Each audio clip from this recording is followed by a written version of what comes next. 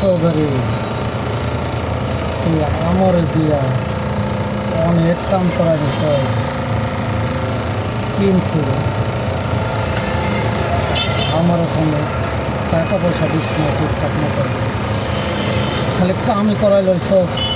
চৌধুরী, তোর এই অপকর্মের ভিতর আমি আর নাই। খবরদার চৌধুরী, তোর লোকের কয়া দিবি আমার আশপাশেও যেন করে না দেখি, তাইলে তোর খবর আছে চৌধুরী। আমি আজ থেকে এই মুহূর্ত থেকে তোর সাথে আমি নাই। তুই আমার পিছনে আর চেষ্টাও করবি না, করে দিলাম মারলি।